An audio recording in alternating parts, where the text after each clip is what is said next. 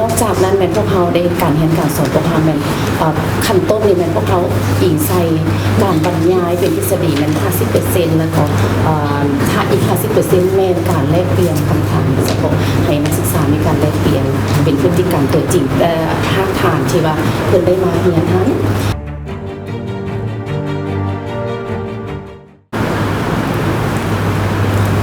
สวัสดีท่านผู้ชมที่เคารพปัจจุบันนี้ทีมข่าวโทรภาพแขวงบ่อแก้ว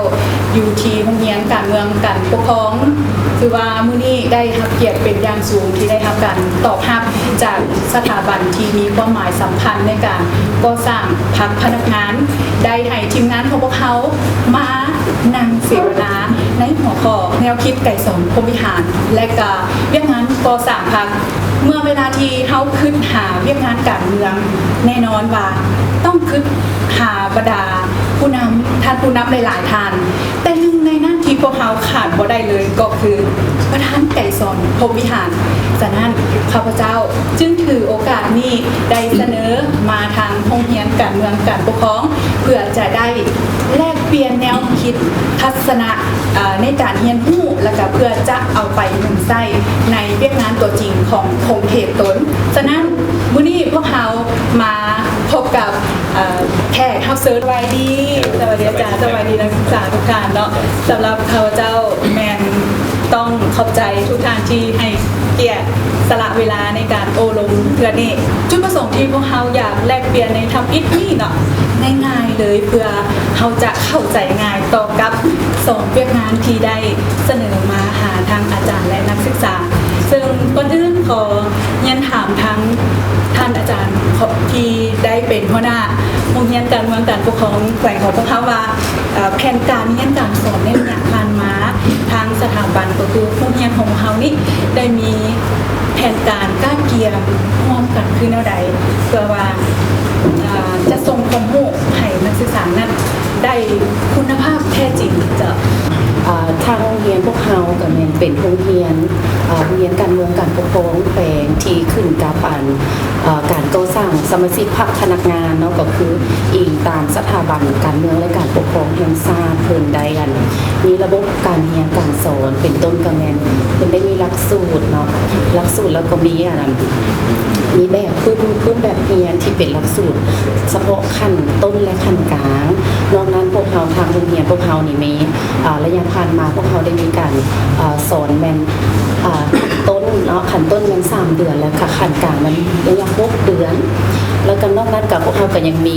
การสอนให้แก่ทางด้านทฤษฎีการเมืองการปกครองนี่แมนให้กับนายบ้านและเลขาพรรคบาลของในระยะ5 เมืองค่ะเนาะที่พวกเขาได้รู้สำหรับนะคะ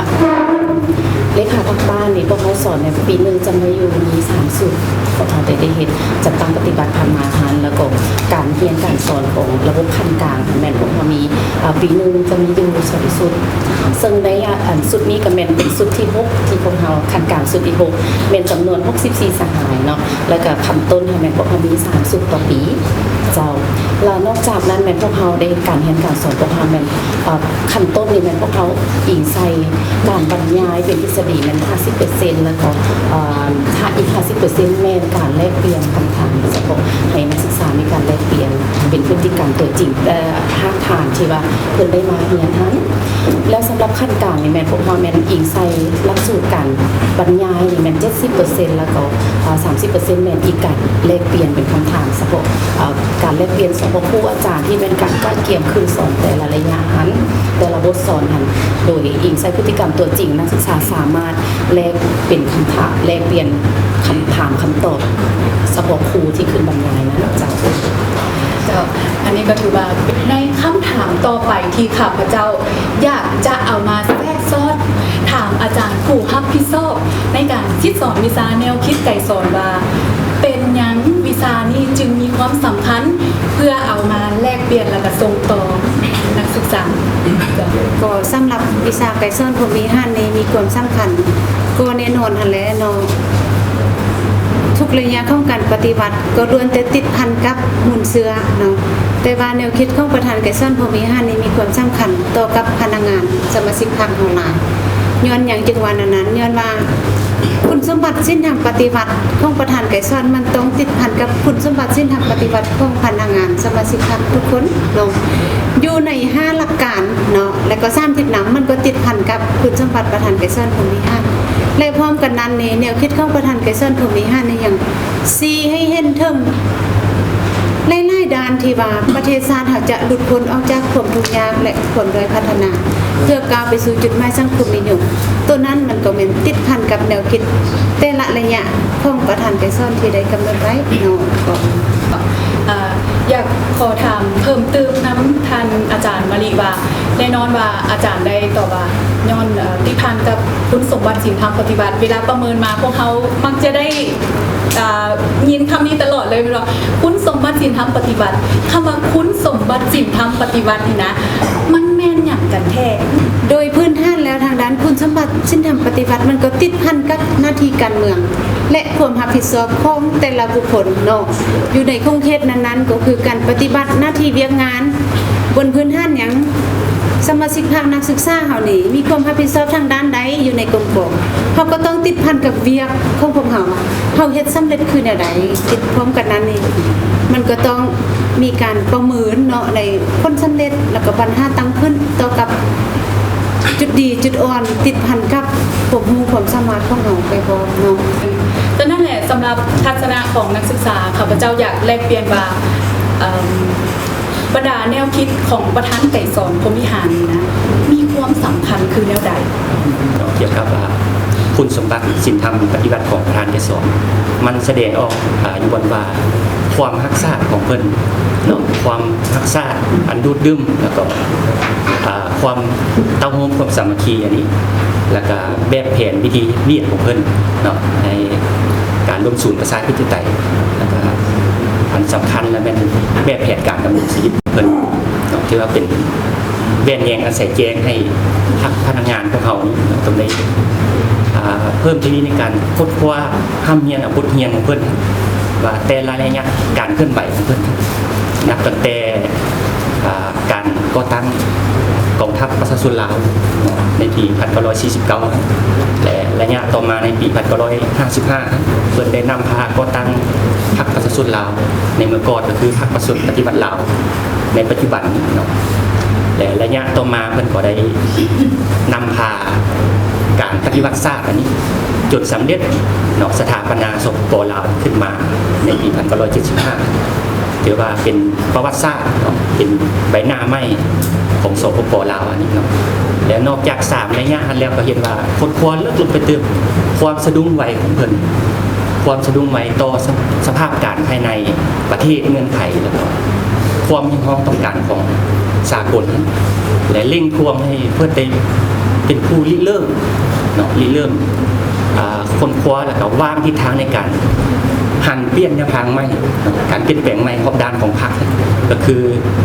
เฮ็ดให้ชีวิตการเป็นอยู่ของพ่อแม่ประชาชนบรรดาเผ่าลาวมันดีขึ้นให้เห็นดังเช่นปัจจุบันเพราะว่าจะเป็นการหันเปลี่ยนเศรษฐกิจจากธรรมชาติ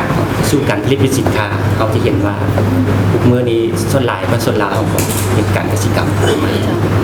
จันขอแลกเปลี่ยนนำนักศึกษาของพวกเราเลยว่าคุณสมบัติศีลธรรมปฏิบัตินี่มีความสำคัญคือแนวใดเพราะว่าบางกี้ก็ได้แลกเปลี่ยนนำทานอาจารย์ไปแล้ว คณะคุณสมบัติศีลธรรมปฏิบัติของทางเป็นสอนที่ว่ามีความหมายความสำคัญที่สุดต่อลาวนะเพราะว่าเป็นก็เป็นบุคคลหนึ่งที่ว่ามีความรู้ความสามารถหรือว่ามีทัศนคติมีอุดมการณ์มีจงรักดีต่อประเทศเราโดยเฉพาะบอกเรื่องเป็นต่อสู้ผู้ชาติเพื่อผลประโยชน์ของลาวทั้งชาติโดยเป็นเขาเนี่ยเป็นคนหนึ่งที่ว่ามีแนวคิดริเริ่มเนาะโดยเฉพาะเรื่องการเต้าหู้ความสามัคคีบรรดาประชาชนบรรดาเผ่าทั้งชาติเพื่อญาติแยงเอาประเทศชาติเราเป็นบุคคลหนึ่งที่ว่ามีทัศนคุณสมบัติเป็นคนสัตย์ซื่อบริสุทธิ์ผู้พองนะข่าวสะอาดนักแน่นถือว่าซึ่งแสดงให้เห็นเป็นนำพาประเทศชาติเราจนได้รับชัยชนะก็ย้อนคนมีแนวคิดแต่อีกอันหนึ่งคนก็มีแนวคิดเบิ่งไกลมองกว้างซึ่งมีแบบแผนในการเฮ็ดเวียกซึ่ง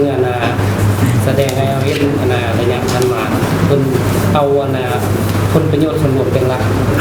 ซึ่งแสดงระยะนับไประยะเพิ่นเริ่มแต่น้อยไปศึกษาเรียนอยู่บอนที่เจริญก้าวหน้าเพิ่นก็ยังมาลงดื่มในประเทศตัวเองเนาะจึงมา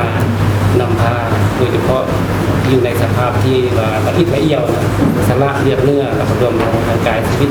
ทุ่มเททุกอย่างเพื่อผลประโยชน์ของประชาชนดังนั้นในนามข้าพเจ้าผมมีความรู้สึกดีอกดีใจดีว่าทางภาครัฐจันทึงก็คือโรงเรียนนี้ให้โอกาสมาศึกษาก็เพื่อเป็นคุณคิดแนวทางให้แก่ในนามมาเป็นสมาชิกพรรคก็คือเป็นผู้สืบทอดเป็นพนักงานนักเลงอยู่ในกลุ่มกองเพื่อจะนำมูลใช้ปฏิบัติตัวจริงในเรียนในกลุ่มกองให้ประสบผลสำเร็จไอ้คือว่าวิชานี่นะโดยเฉพาะก็แม่นแนวคิดของประธานไก่สอนนี่ไอ้จะสามารถเอาไปหมุนใต้เขาในเรียกงานตัวจริงของเขานี่นะได้คือแนวใดโดยเฉพาะแมนจุดใดจะพอแน่นอนอยู่แล้วนะพอโดยเฉพาะก็คือเราจะนำเอาเนื้อในจิตใจโดยเฉพาะบางทัศนะปฏิดีที่อันดีอันงามของเพิ่นนะโดยเฉพาะเรื่องความสัตย์ซื่อบริสุทธิ์ความเป็นมีแบบแพทย์ในการเรียกเรื่องความตะวงความสามัคคี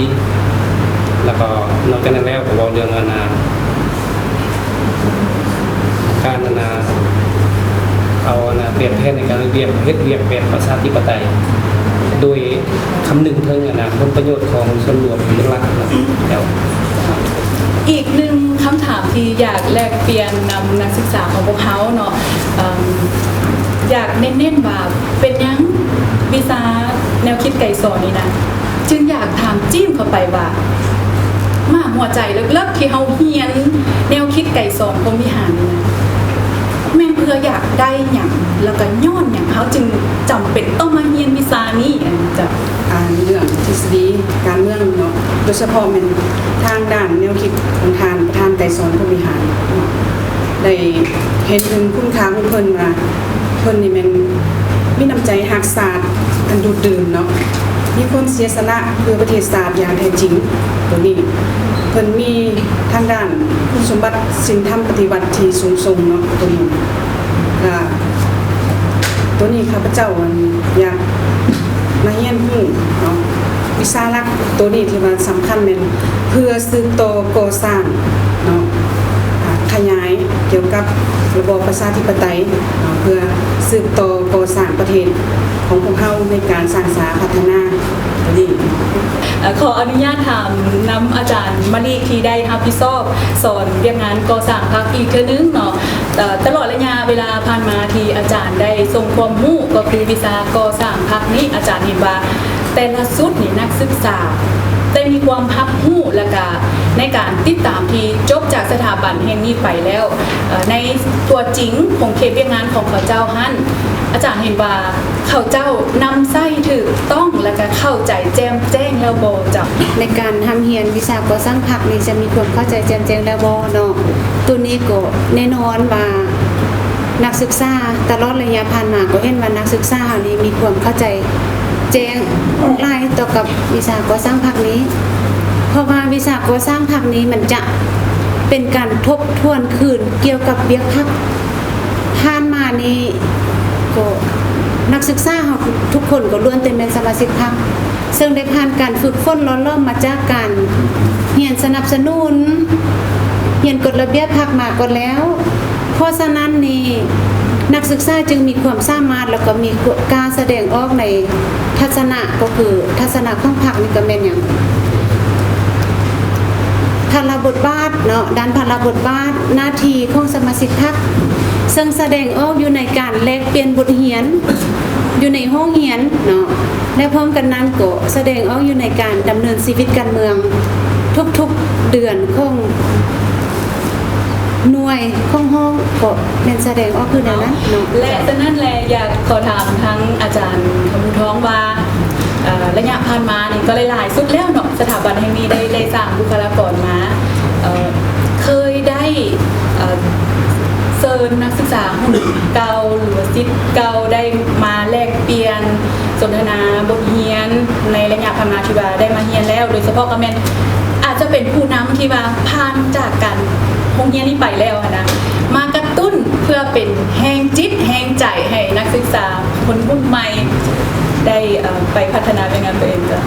พวกเขาได้อันโรงเรียนการเมืองและการปกครองแขวงของเขาได้มีการประเมินส่วนเข้าและส่วนออกก็คือแนวใดเนาะอันนี้แม่นส่วนเข้ากับแม่นคือบรรดาสหายเข้ามาสุดเรียนทำอิฐเริ่มต้นได้มีการประเมินว่าได้ความเข้าใจก่อนมาเรียนทางด้านทฤษฎีการเมืองและการปกครองนี้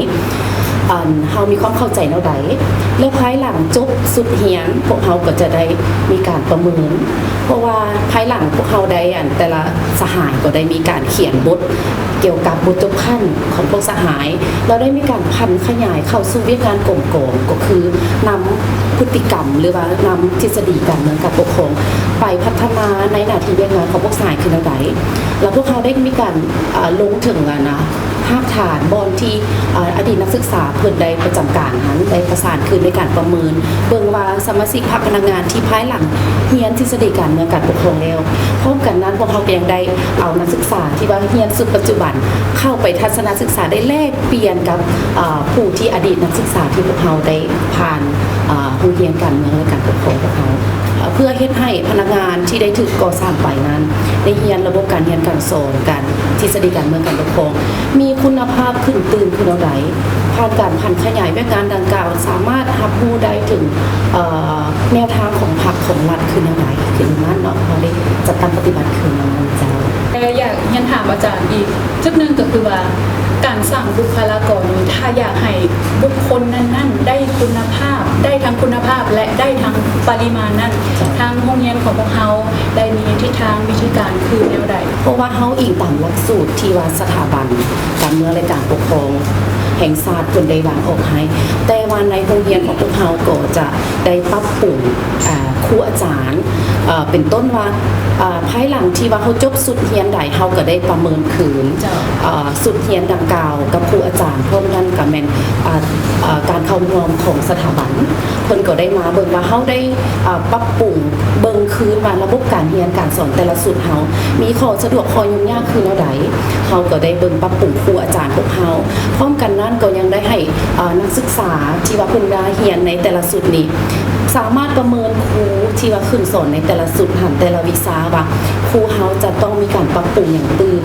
นอกนั้นพวกเฮาได้มีการเอาทฤษฎีเข้าไปแล้วเอาพฤติกรรมแต่ละระยะหรือว่าเป็นต้นกับแม่นนิติกรรมกฎหมายบ่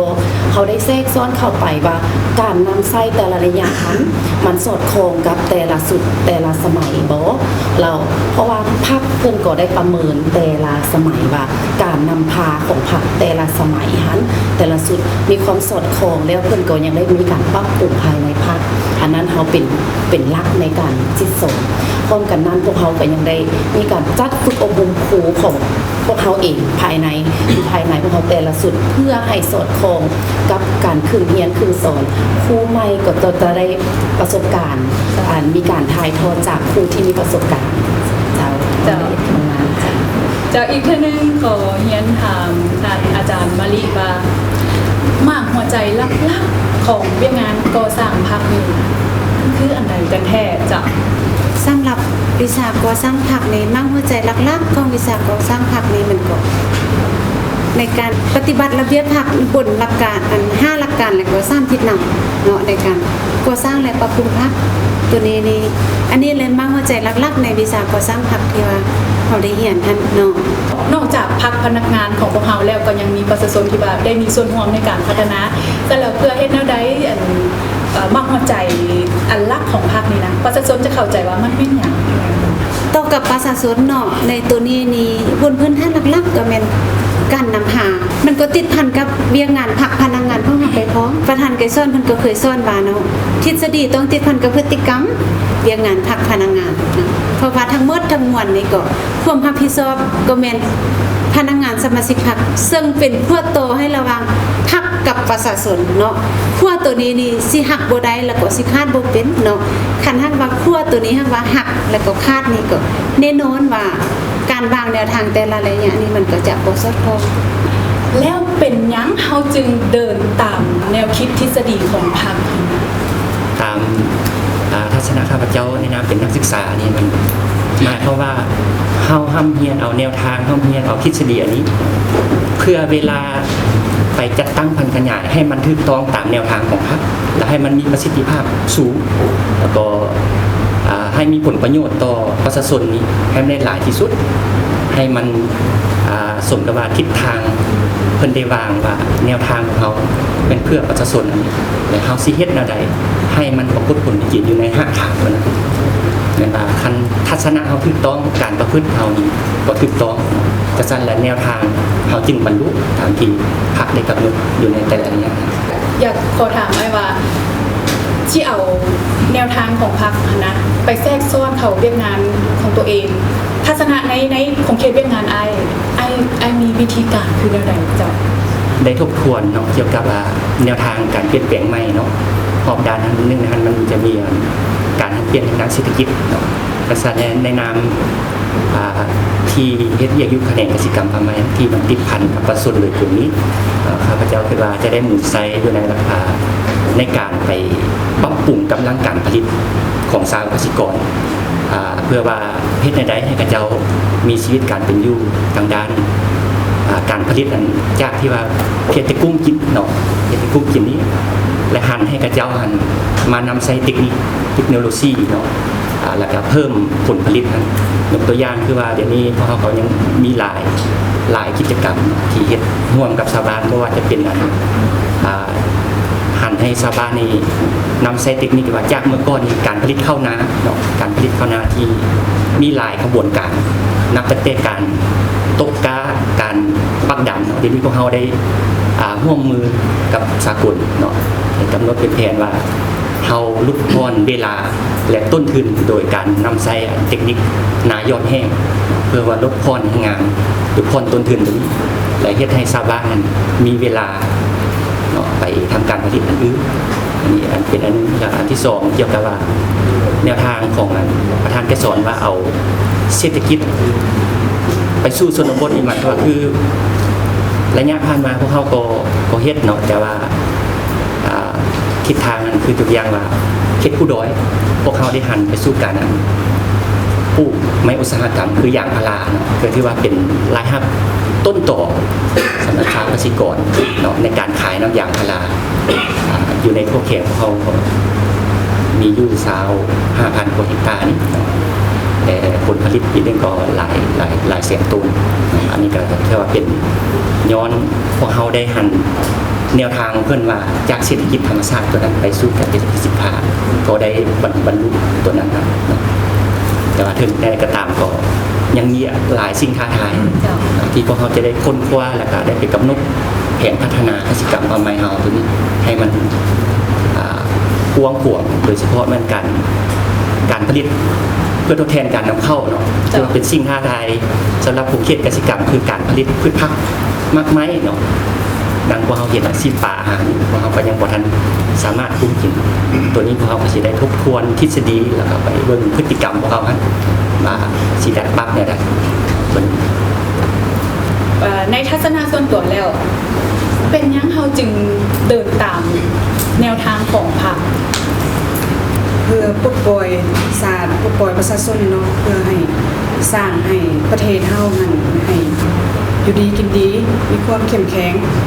นี่เพื่อสร้างอนาคตที่สดใสเนาะให้กับพ่อแม่ประชาชน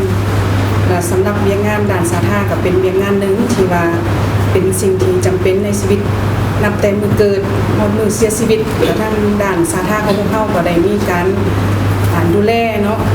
ซึ่งว่าเฮ็ดจังได๋เพื่อให้พ่อแม่ประชาชนของเฮานี่มีสุขภาพที่แข็งแรง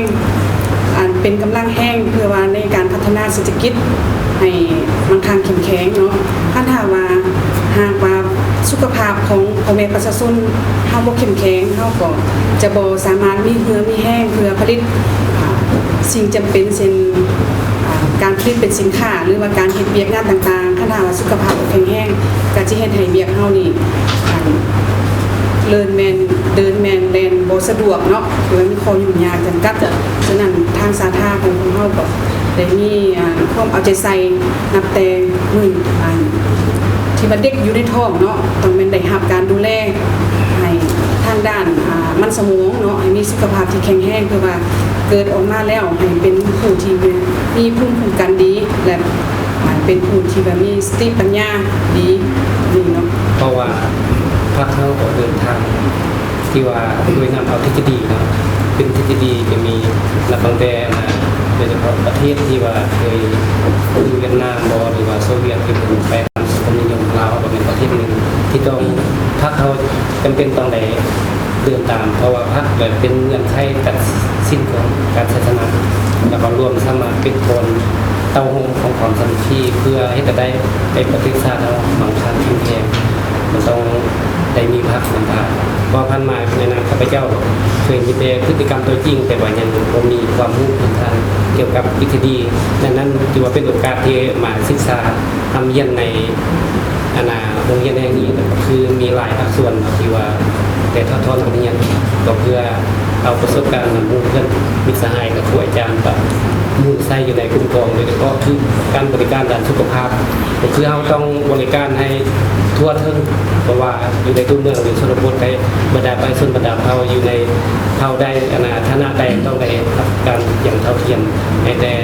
ละคนมีสุขภาพแข็งแรงซึ่งปัจจุบันเราผมมีการนโยบายโดยเฉพาะบอกถึงการขึ้นตัวลดเสียค่า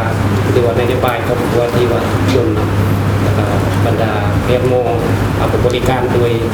เขามีจรรยาบรรณจรรยธรรมให้มีความโปร่งใสสัตย์ซื่อบึงชิดเพื่อผลประโยชน์ไปคนอย่างจริงจัง ท่านผู้ชมถือว่านี่เป็นเวทีเสวนาที่มีความหมายสำคัญต่อกับงานการเมืองโดยเฉพาะกับการก่อสร้างพรรคพนักงานเพื่อให้เป็นผู้คนที่มีเป็นต้นแบบเทียบเท่าเป็นผู้นำหรือว่าเป็นแบบอย่างให้รุ่นต่อๆไปก็วันนี้ก็ต้องขอบใจหลายๆแล้วสนใจสำหรับการสนทนามาข้อนี้ก็ถือว่าได้สุดลงเพียงเท่านี้ต้องขอบใจบรรดาทานที่ให้การติดตามรับชมพิธีกรพร้อมด้วยแขกรับเชิญต้องขอลาทานผู้ชมไปก่อนสบายดี